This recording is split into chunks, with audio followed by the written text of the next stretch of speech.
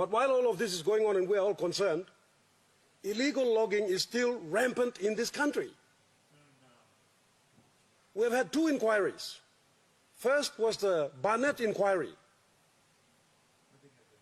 And in that inquiry, it's quite instructive as to how the people or how the players involved in this industry treat our country and our laws with contempt. It's quite interesting. I urge leaders to revisit that inquiry and pay some attention to what happened during that inquiry. For instance, the fraud squad office was burnt to the ground. The forestry office was burgled. The forest minister was threatened with assassination. And Tos Barnett himself was stabbed and he had to be medevaced to Australia. That's what happened as a consequence of that inquiry. And nothing happened after that inquiry. None of the recommendations were acted upon. Those same characters are still here. And they grow stronger each day. And they manipulate quite a significant sector, or quite a significant area in our public sector, in our public service. We have the SABL inquiry in 2011. That came about from an outcry by landowners about the theft of their land, significant portions. More than 5 million hectares, 10% of Papua New Guinea, was taken without free or prior informed consent. We spent almost 17 million kina on this inquiry. Nothing happened. Our government was changed, though.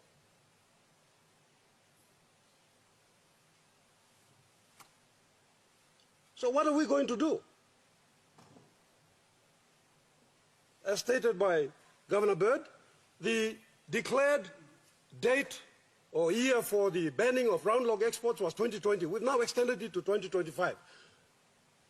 I think we must make a commitment that we cannot extend beyond that. Do we not own this country? Who's in charge of this country?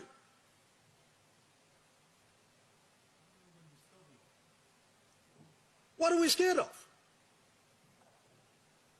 What is the point of 16 September 1975 if we cannot control our country? If we allow anybody and anyone to come in here and do as they please, in breach of our laws, the way they treat our people, using our own state entities. Minister, your organization, for instance, we have reported about illegal logging and the consequences on the environment. None of your officers have paid a visit to these areas to carry out an assessment or an investigation to find out what is the reality on the ground. That's the same with the Forest Ministry and the Lands Ministry and the Agricultural Ministry. I have tabled reports after reports. Who's in charge of this country?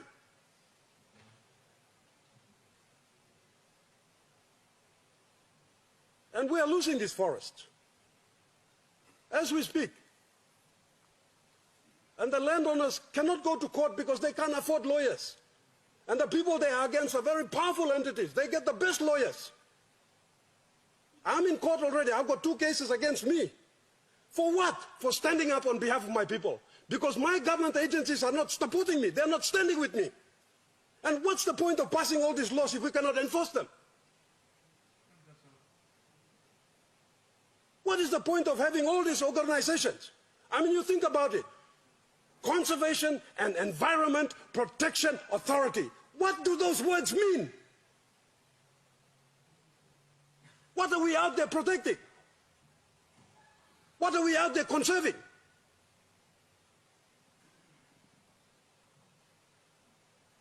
We have had many committees and task force to implement the recommendations from these inquiries. Nothing has happened. Minister for Justice, I urge you to put together a team and get all these inquiries and do something about these inquiries so that justice can be delivered to our people. It is the desire for justice that triggers these inquiries. And we do well in carrying out these inquiries. We fund these inquiries, we get experts to put these inquiries together. They do a magnificent job. They do investigations, they prepare these amazing reports that are tabled in Parliament, and after that, nothing is done. The entire process has to be completed, which means the recommendations must be dealt with by us. That is why we are here. Didn't we enter Parliament to protect and promote PNG interests? Then how can we turn a blind eye to what is happening in here? It's as if our country has been recolonized and we're asleep at the wheel and we don't know it. Are we not an independent country? What's the point of passing all these laws and having all these organizations and all these public servants and all these mechanisms that are supposedly created for the purposes of protecting PNG interests, but turn a blind eye to the very people that we represent in this house?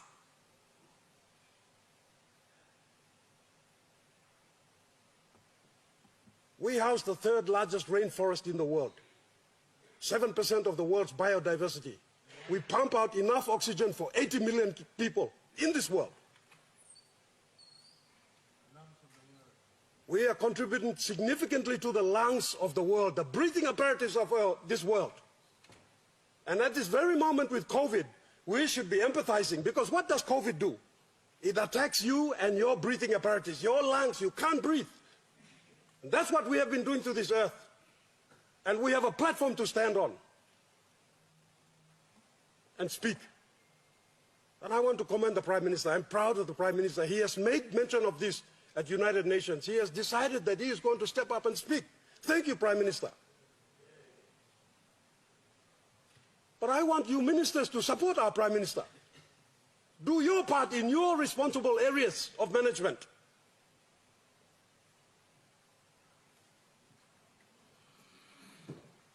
In regards to the activities of the Office of Climate Change, Minister,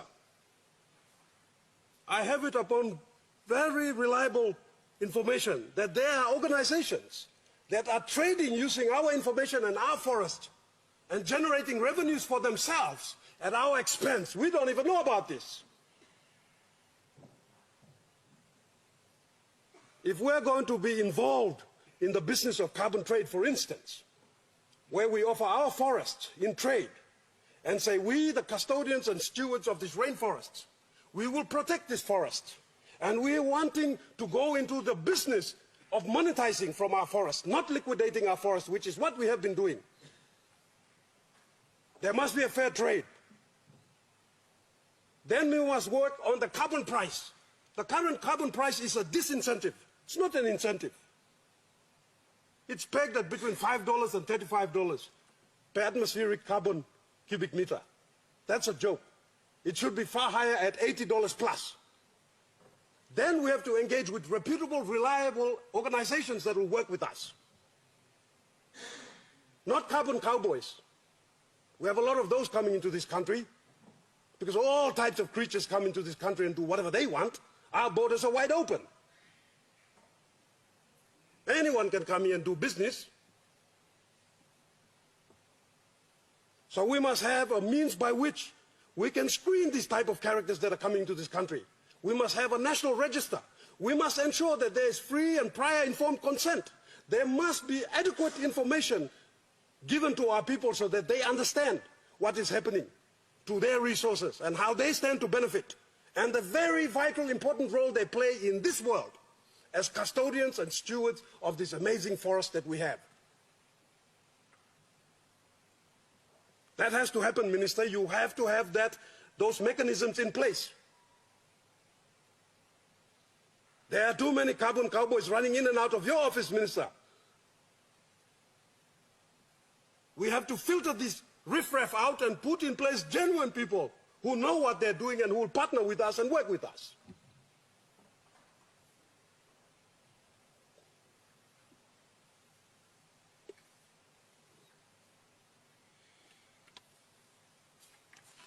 I will be accompanying the Prime Minister to COP26. Governor Bird, I assure you, we are not going there just to shake hands and talk to people. We are going to speak to the world and let them know that yes, we have this forest and this amazing biodiversity, but let's trade. We may be cash poor, but we're natural resource rich. You may be cash rich, but you're natural resource poor. Let's trade. Meanwhile, back home, we have to make a significant effort at stepping up and being the responsible leaders that we are supposed to be in this house. And we must protect the interests of this country jealously, without fear or favor, 24/7, 6.5. For as long as we are here, we cannot allow criminal cartels to come and run this country and do as they please. Do you not see this? They're already doing this. They don't pay their taxes. They transgress in our traditional landowners' land without their consent. And when they raise their voices, they send our own police to go and brutalize them. Then they tie us up in our own court systems. What is going on?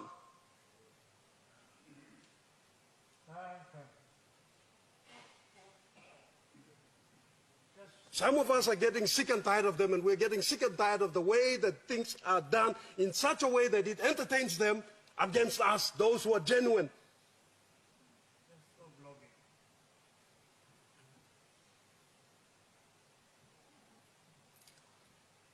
Minister, I want to encourage you to continue with your reforms. You have done magnificently by traveling around the country and seeing for yourself firsthand what is happening. But your officers are not following in your footsteps. You are running 100 miles ahead and they're running in the opposite direction. What's going on? They are supposed to go down on the ground and do inspections and investigations. They are supposed to be connected to the people and listen to the people. They are not doing that.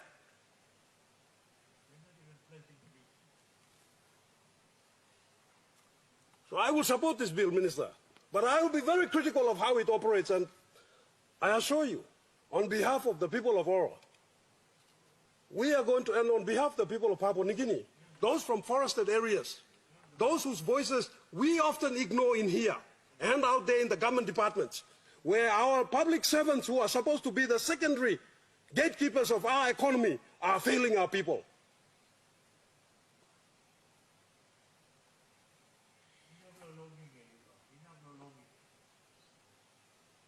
We can broker better deals. We can monetize our forests. We can protect our biodiversity. And there are nations and organizations that are willing to do that. And let me tell you, Deputy Speaker, for the last 20 years, we have missed out. We have missed out on significant funds that were actually available to us. They're actually available to us. In the vicinity of $200 million a year. For the last 20 years, that's a total of 6 billion kina.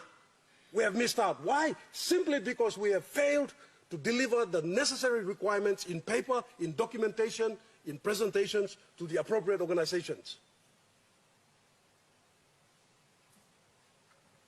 Minister, you have to get your staff to start looking into this.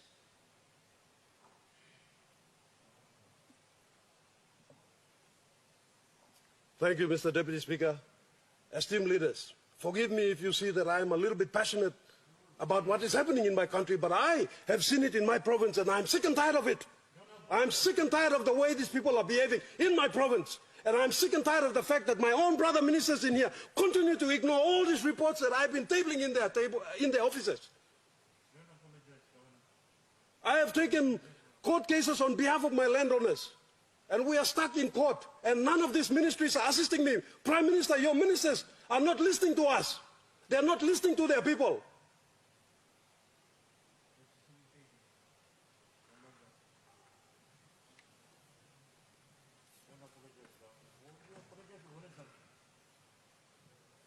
True, yeah. I want all of us to remember that we have a wonderful nation, beautiful nation, with amazing resources. It's worth protecting, it's worth fighting for. And our people deserve our very best. And we must listen to them at all times, not ignore them and abandon them at the doorways of Parliament. We must listen to them, their pleas, their cries, and attend to them. They rely on us. They have voted us because they feel that we are leaders. So we must act as such. And our role as leaders is to protect their future, is to protect their interest, is to fight for them, not against them, not to turn a blind eye while our own state forces abuse them and oppress them and suppress them. Thank you very much, Deputy Speaker.